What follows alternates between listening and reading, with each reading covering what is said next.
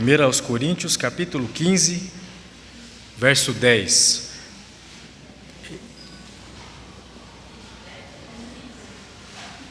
Oi?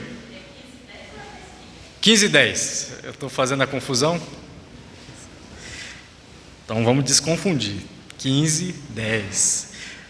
Paulo diz assim: mas pela graça de Deus sou o que sou, e a sua graça que me foi concedida não se tornou vã. Pelo contrário, trabalhei muito mais do que todos eles. Todavia, não eu, mas a graça de Deus comigo. Este é um versículo onde Paulo está expressando toda a sua humildade e reconhecendo que, de fato, ele era um instrumento nas mãos do Deus da graça.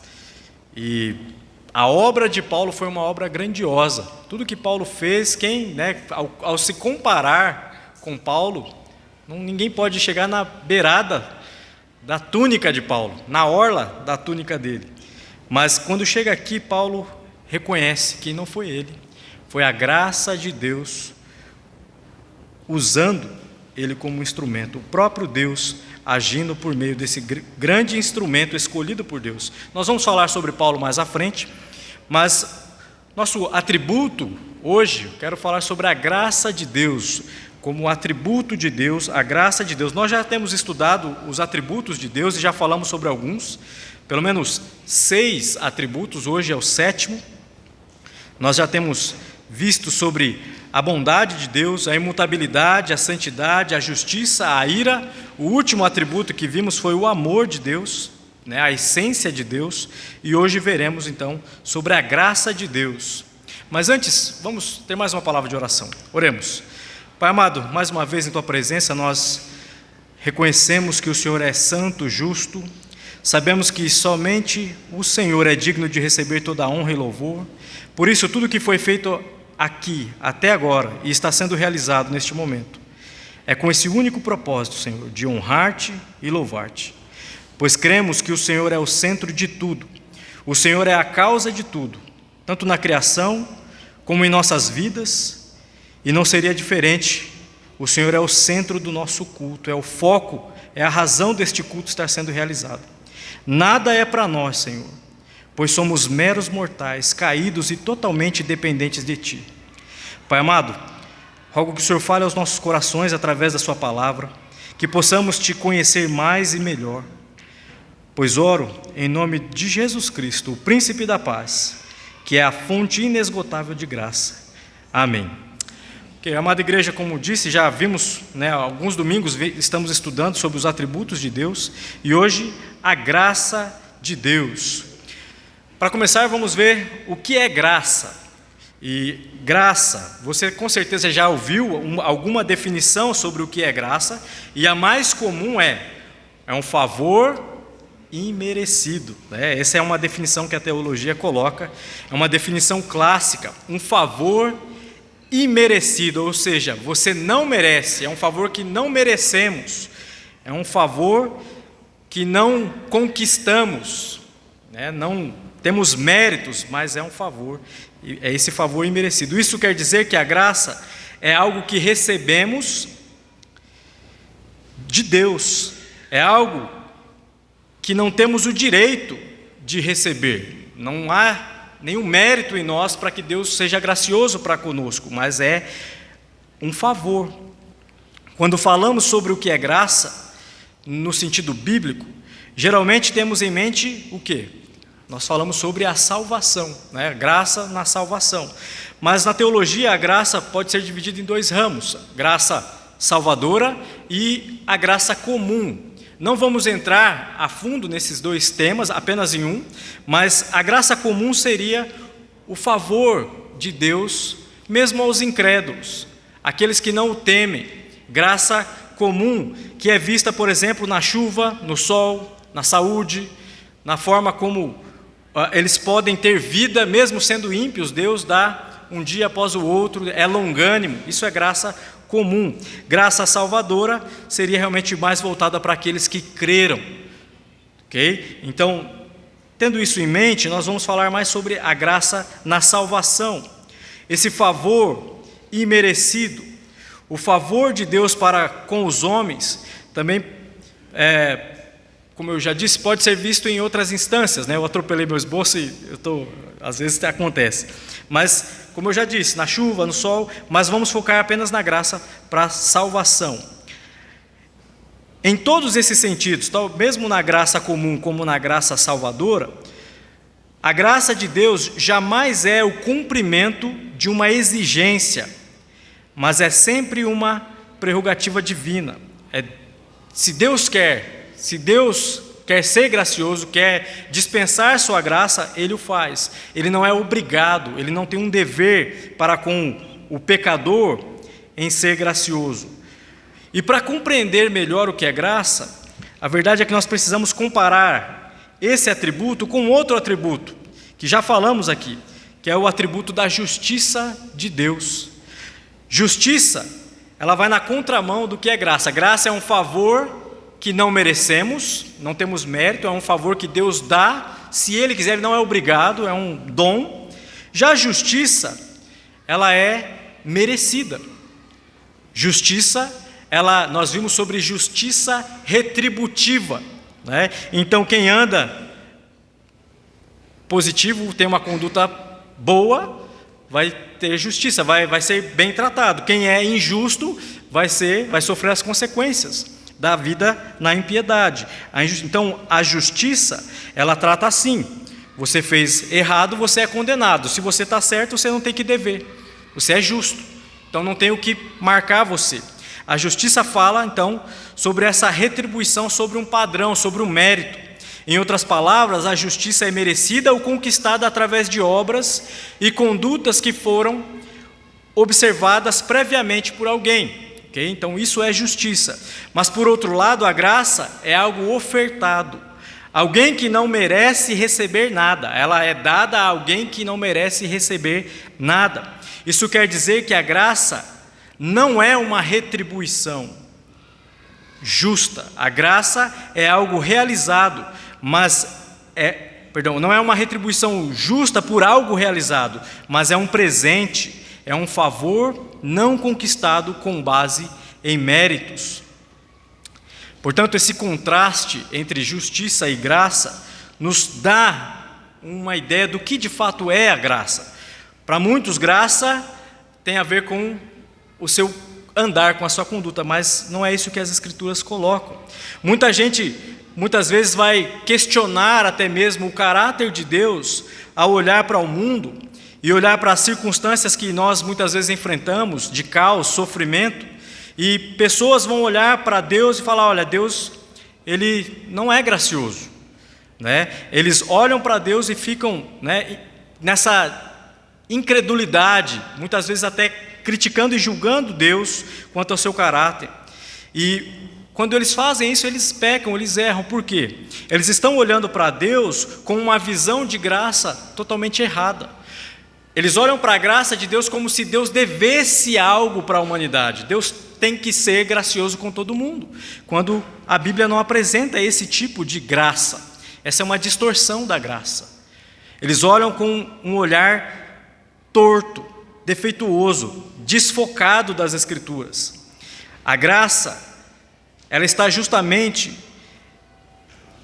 no fato de que nós não merecemos, é algo imerecido. Deus não tem um dever de ser gracioso.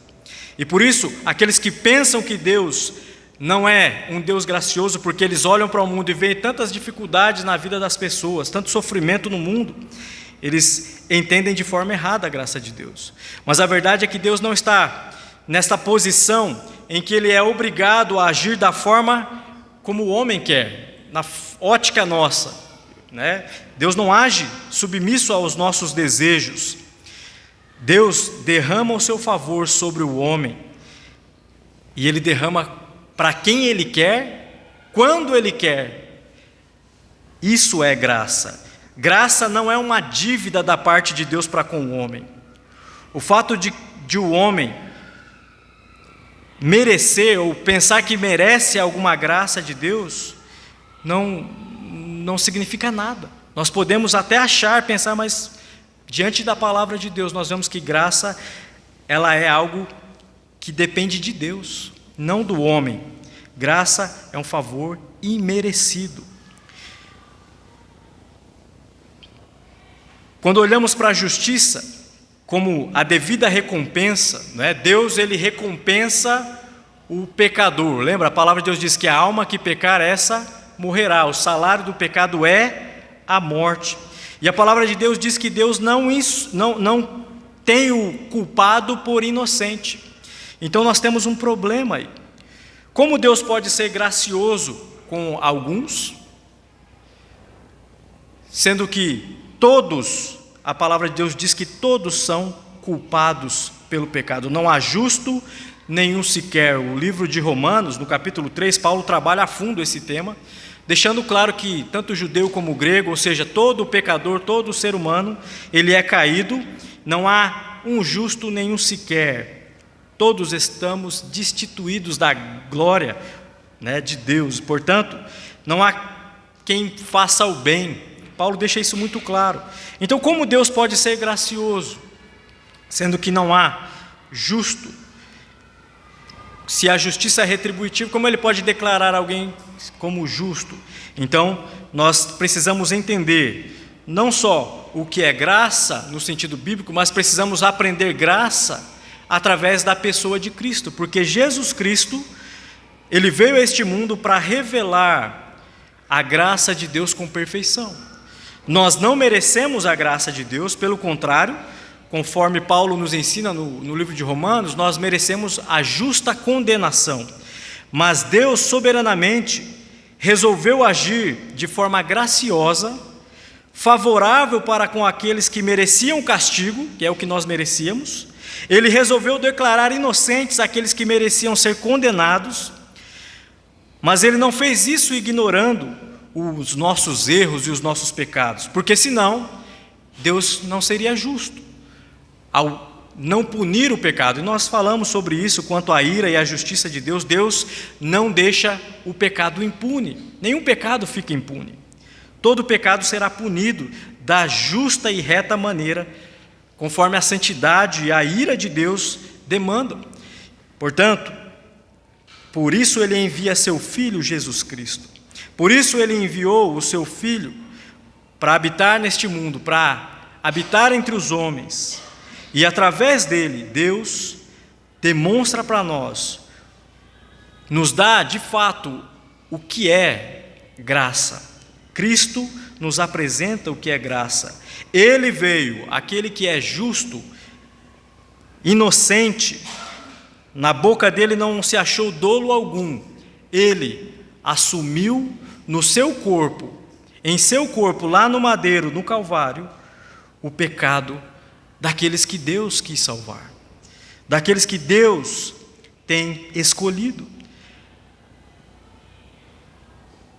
Cristo nos ensina mostrando o que de fato é graça de Deus. Cristo recebeu sobre si o castigo daqueles que mereciam ser castigados pela justiça de Deus.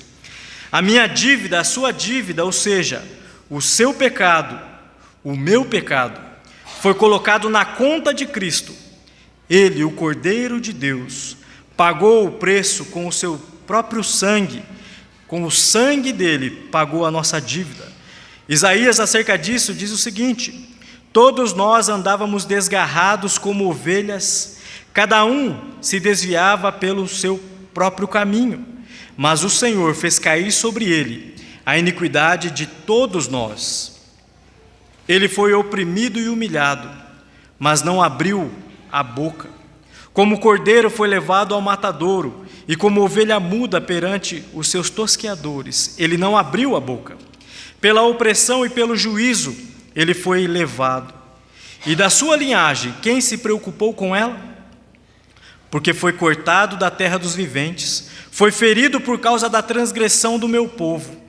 Designaram-lhe a sepultura com os ímpios, mas com o rico esteve na sua morte.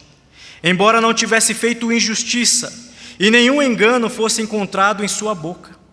Todavia, ao Senhor agradou esmagá-lo, fazendo-o sofrer, quando ele dera a sua alma como oferta pelo pecado. verá sua posteridade e prolongará os seus dias, e a vontade do Senhor prosperará nas suas mãos. Ele verá o fruto do trabalho de sua alma e ficará satisfeito. O meu servo, o justo, com o seu conhecimento, justificará a muitos, porque as iniquidades deles levará sobre si. Por isso, eu lhe darei a sua parte com os grandes, e com os poderosos ele repartirá o despojo, pois derramou a sua alma na morte e foi contado com os transgressores. Contudo, levou sobre si o pecado de muitos e pelos transgressores intercedeu. Nesse sentido, irmãos, a cruz de Cristo é a maior expressão da graça de Deus. Por isso é muito apropriado que a Bíblia fale de salvação em termos de economia, em termos econômicos. Porque o que Cristo fez na cruz do Calvário foi pagar, saldar a dívida que eu e você jamais poderíamos pagar, o preço do nosso pecado. Cristo nos redimiu na cruz do Calvário. A palavra redimir, redenção, tem a ver com compra.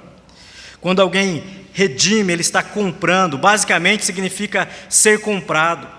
E nos tempos bíblicos era algo comum comprar e vender escravos. Éramos escravos do pecado e não tínhamos como pagar a nossa dívida. Mas Cristo veio do altos céus, habitou entre nós, foi humilhado, foi traspassado, a Bíblia diz, escarnecido, e no madeiro ele sucumbiu, ele morreu por causa do nosso pecado. Nós não merecemos. O que nós merecemos é a justa condenação. Mas em Cristo nós podemos aprender sobre o que é graça. Mais do que aprender sobre o que é graça, nós podemos desfrutar da graça de Deus. A salvação é graça, e graça é justamente aquilo que não temos direito algum de receber. Merecíamos a justa condenação, mas em Cristo, o Pai foi satisfeito em sua ira. A ira de Deus foi apaziguada quando Jesus Cristo assumiu o seu pecado, o meu pecado, naquele madeiro maldito. Ele bebeu toda a ira de Deus. Isso é graça. O pecado não ficou impune, mas a justiça foi reconhecida naquele madeiro. Em Cristo Jesus, a justiça de Deus foi satisfeita. Você foi comprado, o preço foi pago. E quero esta noite ainda dar 2 exemplos da graça de Deus na vida de 2 personagens bíblicos. O primeiro é o rei Manassés. E creio que você já leu essa história, mas eu quero ler com os irmãos. Essa história está em 2 Crônicas, capítulo 33. E pense, graça é algo que não merecemos, um favor imerecido. Ao ler a história de Manassés, pense, será que ele merece a graça? Será que ele merece graça? Manassés tinha 12 anos de idade quando começou a reinar, e reinou 55 anos em Jerusalém. Fez o que era mal aos olhos do Senhor, segundo as coisas abomináveis das nações que o Senhor havia expulsado de diante dos filhos de Israel. Pois reconstruiu os lugares altos que Ezequias, seu pai, havia derrubado, levantou altares aos Baalins, fez postes da deusa Azera, prostrou-se diante de todo o exército dos céus e o serviu. Edificou altares na casa do Senhor, a respeito do qual o Senhor tinha dito: em Jerusalém porei o meu nome para sempre. Também edificou altares a todo o exército dos céus nos 2 átrios da casa do Senhor. Ele queimou os seus filhos em sacrifício no vale de Ben-Rinom. Adivinhava pelas nuvens, era agoureiro e praticava feitiçarias, e tratava com médiuns e feiticeiros, fazia continuamente o que era mal aos olhos do Senhor, para o provocar a ira.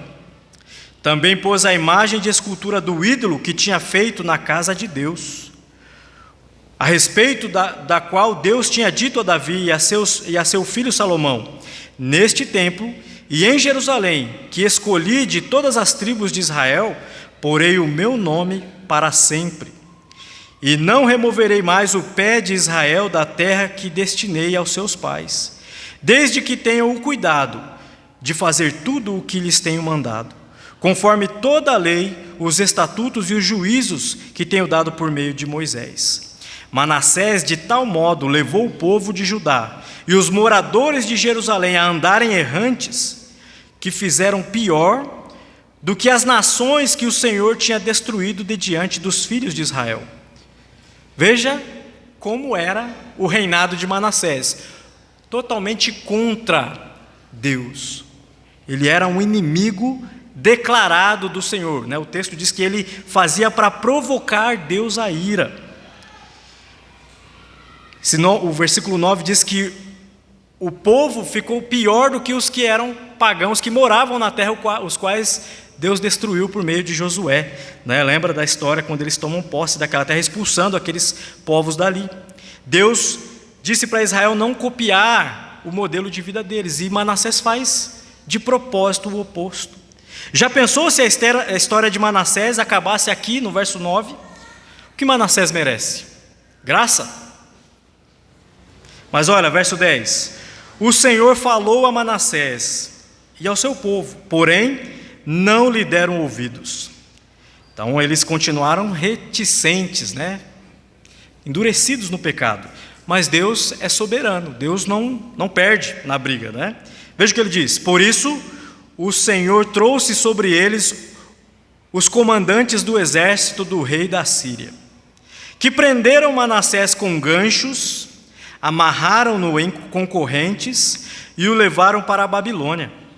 Ele, angustiado, suplicou ao Senhor, seu Deus, e muito se humilhou diante do Deus de seus pais. Orou ao Senhor, e o Senhor se tornou favorável, gracioso. Manassés não merece, mas Deus se tornou favorável para com ele, atendeu-lhe a súplica e o fez voltar para Jerusalém, ao seu reino. Então Manassés reconheceu que o Senhor é Deus. Depois disto, Manassés construiu a muralha de fora da cidade de Davi, a oeste de Giom, no vale, e a entrada do portão dos peixes, abrangendo Ofel. Ele fez uma muralha bem alta. Também pôs chefes militares em todas as cidades fortificadas de Judá.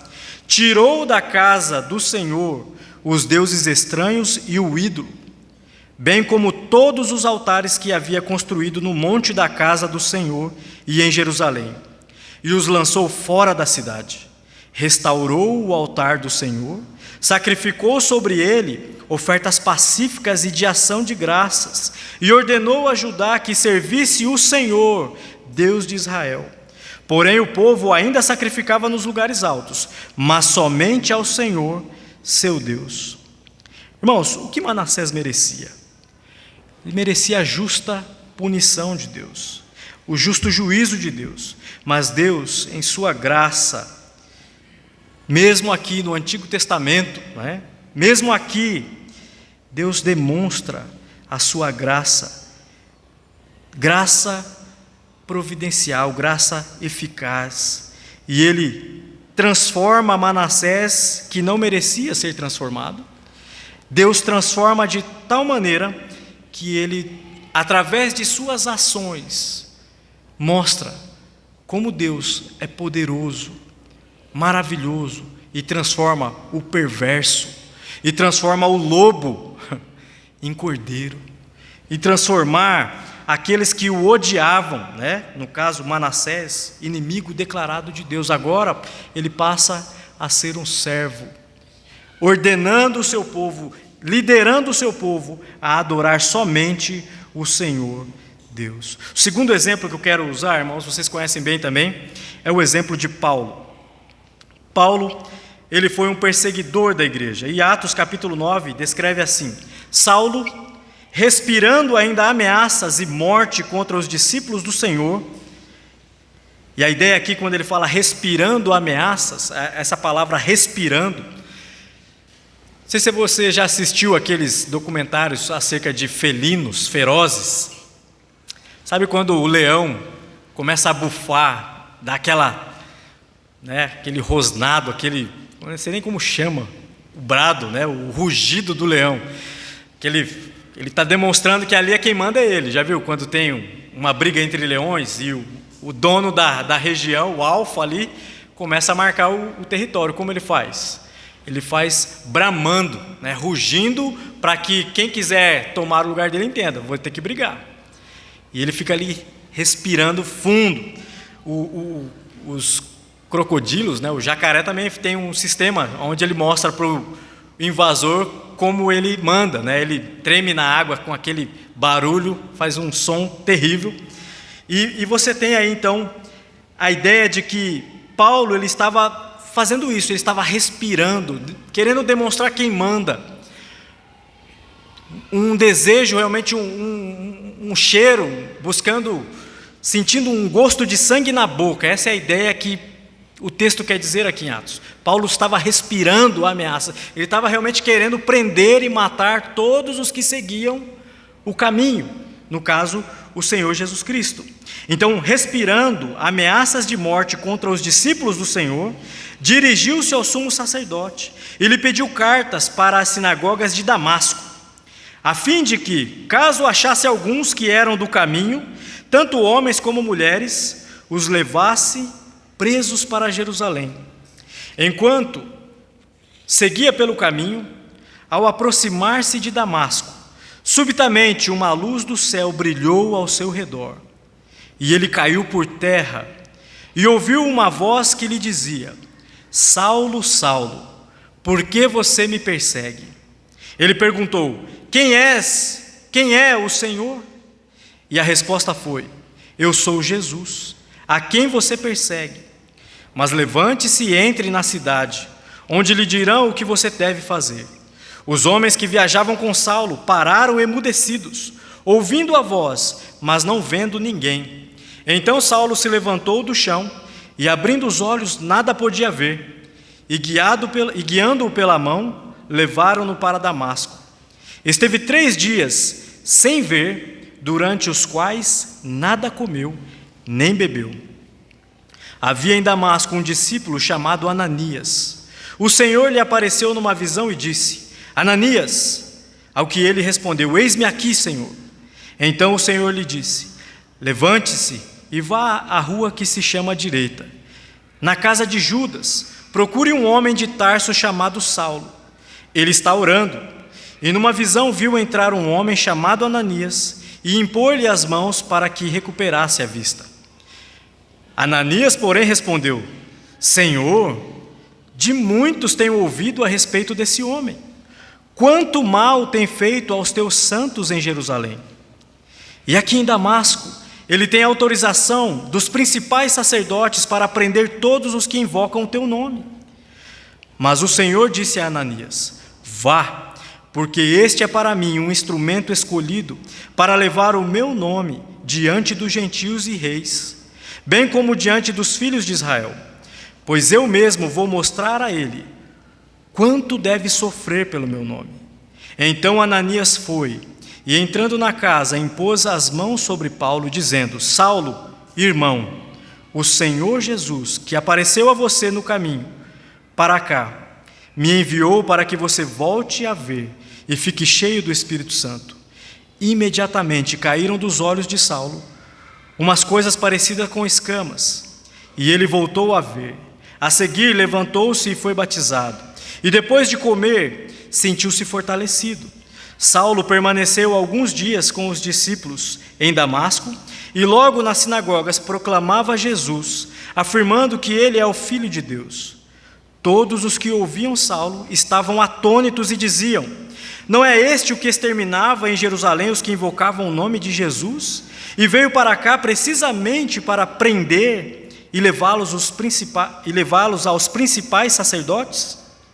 Saulo, porém, mais e mais se fortalecia e confundia os judeus que moravam em Damasco, demonstrando que Jesus é o Cristo. Decorridos muitos dias, os judeus resolveram matar Saulo, mas ele ficou sabendo do plano deles Dia e noite guardavam também os portões da cidade para o matar. Mas os discípulos de Saulo tomaram-no de noite e, colocando-o num cesto, desceram pela muralha. Irmãos, ao estudar a vida destes dois personagens bíblicos, e a verdade, irmãos, é que não somente estes, Paulo e Manassés, mas se nós formos estudar a vida de Davi, Raabe, Sara, Jacó, José, Maria, Pedro, Moisés, e você pode vir fazendo a lista até chegar à sua vida, à minha vida. Todas essas histórias vão confirmar o que a palavra de Deus diz em Romanos 5, 20 e 21, que diz assim: a lei veio para que aumentasse a ofensa, mas onde aumentou o pecado, aumentou muito mais ainda a graça, a fim de que, como o pecado reinou pela morte, assim também a graça reinasse pela justiça, que conduz à vida eterna por meio de Cristo Jesus, nosso Senhor. Outra tradução, a NVI, diz assim: a lei foi introduzida para que a transgressão fosse ressaltada, mas onde aumentou o pecado, transbordou a graça, a fim de que, assim como o pecado reinou na morte, também a graça reine pela justiça, para conceder a vida eterna, mediante Jesus Cristo nosso Senhor. Graça é um favor imerecido. Tanto você como eu não merecemos, somos tão pecadores, tão caídos, tão afundados na maldição do pecado, tão contaminados quanto Manassés ou quanto Paulo antes da conversão, quando ainda Saulo. Podemos olhar para esses exemplos e torcer o nariz, mas a verdade é que é olhar para as nossas próprias vidas, para olhar para o nosso passado, ao olhar para o nosso passado, nós vamos torcer o nariz, vamos nos lembrar de situações em que nos envergonhamos, e não temos prazer nenhum de lembrar ou de proclamá-las, de relembrá-las. Isso é graça, favor imerecido. Você não merece. Como pecadores, como caídos que somos, o que nós merecemos é que o machado da justiça de Deus caia sobre nós, nos dando a devida, a justa retribuição. Mas em Cristo Jesus, a graça transbordou, irmãos. Os nossos pecados, que eram abundantes, foram levados e lavados pelo sangue de Jesus Cristo. E somente pela graça nós somos o que somos. Você não tem mérito nenhum na obra da salvação. Se você está hoje certo, cheio de esperança, não é por aquilo que você fez, ou faz, ou irá fazer. Não é porque Deus viu que você seria, não. Foi porque Ele em Cristo quis ser favorável, quis dar da sua graça a você. Assim como foi com Paulo e com Manassés. Para concluir, irmãos, um teólogo chamado G.S. Bishop, ele disse o seguinte, depois de sabermos o que é graça, para quem é a graça? Ele diz que a graça é uma provisão para homens que se acham tão decaídos que não podem erguer o machado da justiça, tão corruptos que não podem mudar a sua própria natureza, tão contrários a Deus que não podem voltar-se para Ele, tão cegos que não podem vê-lo, tão surdos que não podem ouvi-lo, e tão mortos, que Ele mesmo precisa abrir os seus túmulos e levantá-los para a ressurreição. Graça é Deus nos tirando dos nossos delitos e pecados. Não merecíamos, mas Ele veio até nós, como nós vimos semana passada. Nós o amamos porque Ele nos amou primeiro. A graça não é uma dívida de Deus para com você, para comigo ou para com a humanidade. A graça, ela é a ação de Deus com quem Ele quer, para quem Ele quer, é o favor dEle, dispensado em sua graça, em sua soberania. Vamos orar. Pai amado, obrigado porque o Senhor tem derramado a sua graça E ela não depende das nossas obras, não depende de nosso mérito, de mérito nenhum. A sua graça, Senhor, ela é soberana. Ela é tão maravilhosa, é tão infinita. Meu desejo, Senhor, é que todos que estão aqui presentes tenham provado dessa graça, tenham entendido que não merecem essa graça. Que cada um aqui em seu coração e sua mente possa compreender o seu pecado, sua falta de justiça própria. Que todos aqui, ó Deus, possam entender isso e olhar para aquilo que o Senhor Jesus Cristo fez na cruz do Calvário, com gratidão eterna, Senhor. Porque nós não poderíamos jamais pagar aquela dívida, pagar a nossa dívida. A nossa culpa, Senhor, estava sobre nós e a sua ira pesava sobre nós, mas Cristo veio, o Cordeiro que tira o pecado do mundo. Ele veio e assumiu no madeiro a nossa culpa, Senhor, o nosso pecado. Por isso nós te agradecemos. Obrigado, Senhor. Nos ajuda a pregar esse evangelho. Nos ajuda, Senhor, a manter a cruz de Cristo, Cristo crucificado, na frente da batalha, Senhor. Que essa possa ser a nossa pregação em todo o tempo. Que somente em Cristo o pecador pode encontrar o perdão. Ele é a fonte inesgotável de graça. Que a cruz possa ser nossa mensagem todos os dias, Senhor. Que todos aqui possam beber dessa graça inesgotável que se encontra em Jesus Cristo, cujo nome eu oro, ó Pai, o nosso Santo Salvador. Em nome de Jesus. Amém. Nós vamos cantar, eu vou convidar o regente para chegar e cantar um hino, encerrando nosso culto.